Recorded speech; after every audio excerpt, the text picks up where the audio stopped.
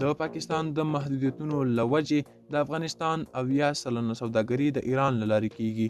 سلام ستړي مشئ، وخت مو په خیر. پام وکړئ د نظم مهم خبر ته. دوستانو پوره حل سره ویډیو کې وګورئ او که چیرې مو زموږ یوټیوب چینل نه وي سبسکرایب کړی نو په درنه سره افغان نیوز یوټیوب چینل سبسکرایب کړئ.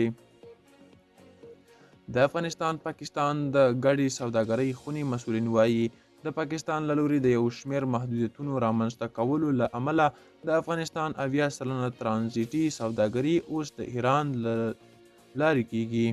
په خیبر پښتونخوا کې د دې خونې یو همغږي کوونکي ضیاء الحق امریکا غږ ته ویلي اوس د افغانستان 80% ترانزیتي سوداګري د چابهار او عباس بندرونو له لارې ترسره کیږي. د نوموړي په وینا له همدې امله یوازې په خیبر پښتونخوا کې د پاکستان په ترانزیتي برخو او ګمرکونو کې شاوخوا 20,000 کسانو خپلې دندې له لاسه ورکړې دي. تر هغو چې نوی حکومت جوړ شي فکر نه کوم چې زموږ غوښتنو ته دې رسیدګي وشي. زموږ سترګې نوي حکومت ته دي. د تیر کال په اکتوبر کې د پاکستان حکومت پر افغان سوداګرۍ ځینې محدودیتونه وضع کړل چې له امله یې په کراچۍ بندر کې د افغان سوداګرو زرګونه کانټینرونه بند شول.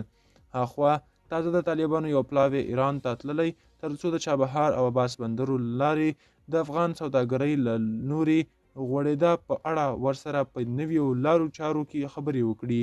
چابهار بندر د ولسمشر غني په دوره کې د افغانستان، هند او ایران ترمنځ پرانیستل شو. دا و چمتو کلی خبر، تر بیا ښې چارې ښه وخت.